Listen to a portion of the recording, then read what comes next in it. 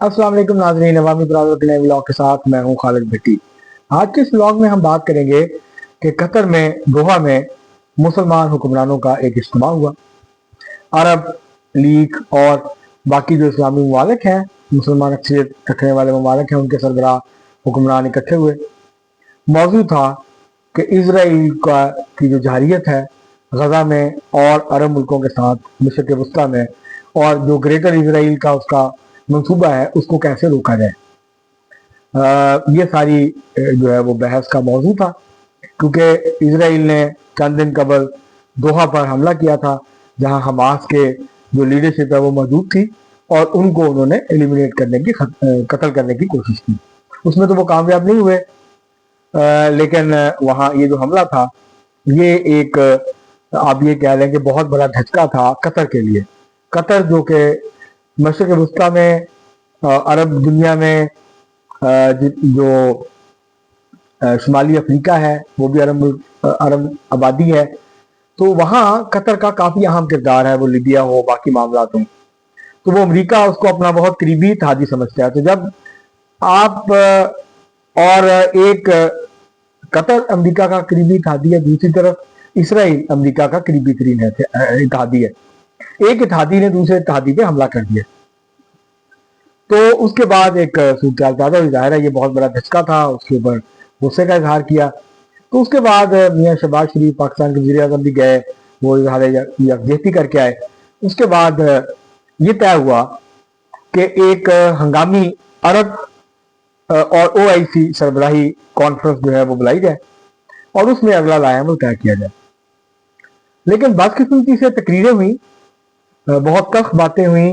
Malaysia के जो वज़ीर आज़म हैं अनवर इब्राहिम, उन्होंने बहुत तल्ख बात की, उन्होंने बड़ी सच्ची बात की। उन्होंने कहा कि देखें, बयानों से, तकरीरों से, मजम्मतों से तो इसराइल के मिसाइल रुकने नहीं है, ना उनके जहाज रुकने हैं। हमें कुछ अमली इक़दाम करने होंगे, सख्त इक़दाम करने होंगे। इसी तरह शहबाज शरीफ साहब ने भी कुछ तजावीज़ पेश की, कुछ बाकी मुल्कों की तरफ से भी तजावीज़ आई, लेकिन कोई अमली तजवीज़ सामने नहीं है। गम गुस्से का इजहार जरूर हुआ। इसका एक ही, इसकी अगर आप अहमियत देखना चाहें तो, या ये कहें कि इसकी क्या सिग्निफिकेंस थी, तो वो अहमियत इसकी ये थी कि सब मुल्क इकट्ठे हुए और वो कतर के साथ इजहार यकजहती किया।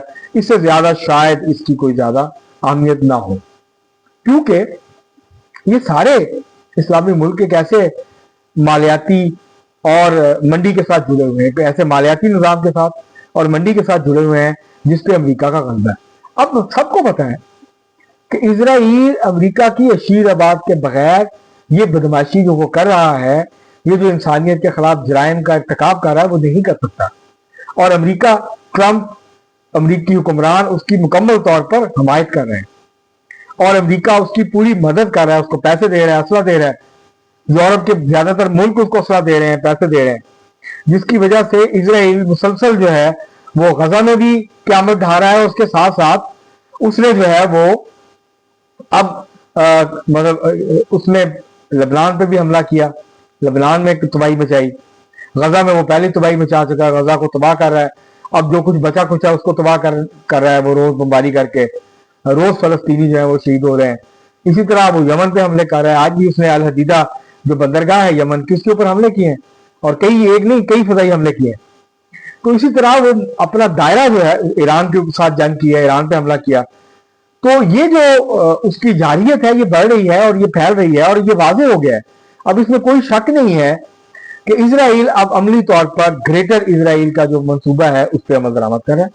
उसमें शाम भी आएगा, उसमें उर्दन भी आएगा, उसमें पूरा फलस्तीन जो है जिसको फलस्तीनी अथॉरिटी कहते हैं वो भी आएगी, फलस्तीनी इलाके भी आएंगे, मिस्र के कुछ इलाके भी आएंगे, सऊदी अरब और कतर के कुछ इलाके भी आ सकते हैं।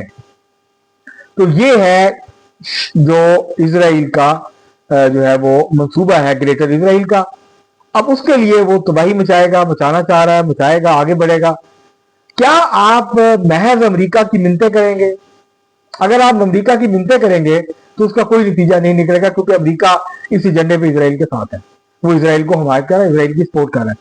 तो अब आपके पास ऑप्शन क्या बचता है? ऑप्शन ये बचता है कि आप फौरी तौर पर अमेरिका को इसराइल के साथ अपने ताल्लुकात मनक़ता करें मुकम्मल तौर पर, और अमेरिका को 1 या 2 माह का अल्टीमेटम दें कि वो इसराइल और फौरी तौर पर जंगबंदी कराए गजा में।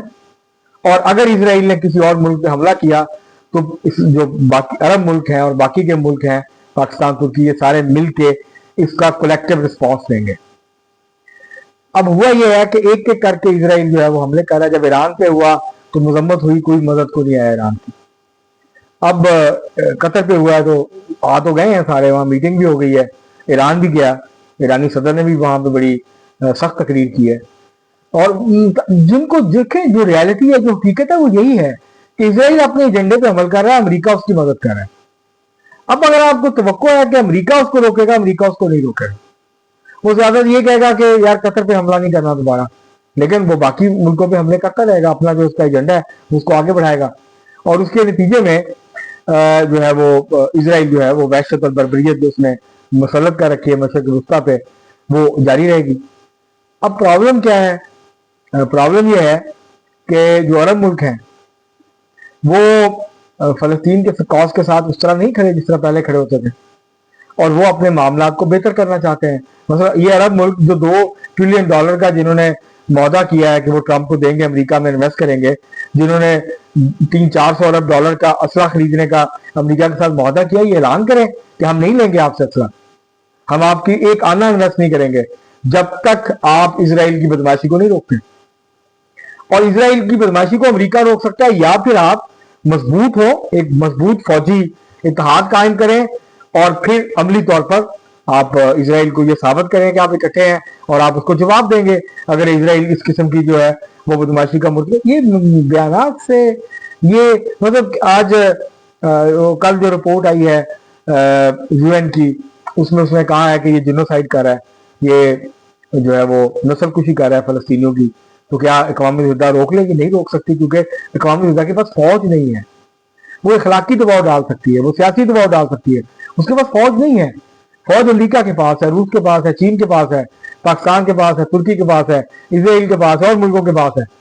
तो ये जब वो उसके जहाज आते हैं, हमला करते हैं और आप नहीं रोक पाते हैं, तो इसका मतलब यह है कि जो आपकी कमजोरी है उसका वो फायदा उठाएंगे। तो ये बयानात से, करारदादों से, कॉन्फ्रेंसों से, तकरीरों से फलस्तीन का मसला हल होना होता, इसराइल की बदमाशी रुकनी होती तो बहुत पहले की रुक गई होती। ऐसा नहीं होने वाला है, और इसके लिए अमली इक़दाम उठाने होंगे।